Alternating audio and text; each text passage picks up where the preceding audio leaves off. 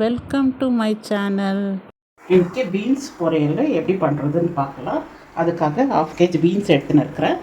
அப்புறமா வெங்காயம் ஒரு மீடியம் சைஸு, கடுகு, சீரகம், காஞ்ச மிளகா ஒரு 10 எடுத்துன்னு இருக்கிறேன், கருவேப்பிலை.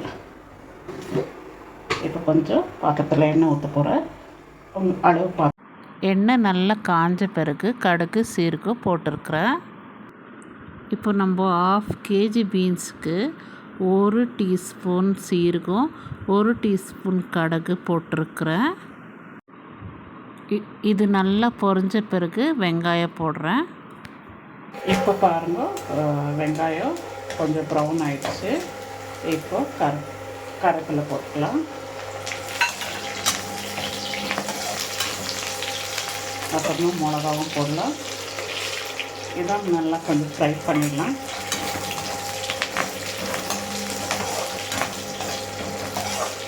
எல்லாமே சேர்த்து ஃப்ரை பண்ணிவிட்டு நல்லா ஃப்ரை ஆகும். நல்லா வதங்கின பிறகு தேவையான உப்பு, 1/2 டீஸ்பூன் மஞ்சள்தூள் போடலாம். பீன்ஸ் கழுவி வச்ச பீன்ஸை போட்டுடலாம்.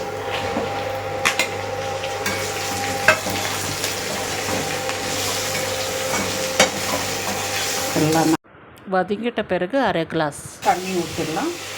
நல்லா வேகட்டும். 1/2 கிளாஸ் தண்ணி ஊற்றி ஒரு 10 நிமிஷம் வேக விட்டுடலாம். மூடி போட்டுடலாம். அது வெந்துடும். 10 நிமிஷம் கழித்து ஓப்பன் பண்ணலாம்.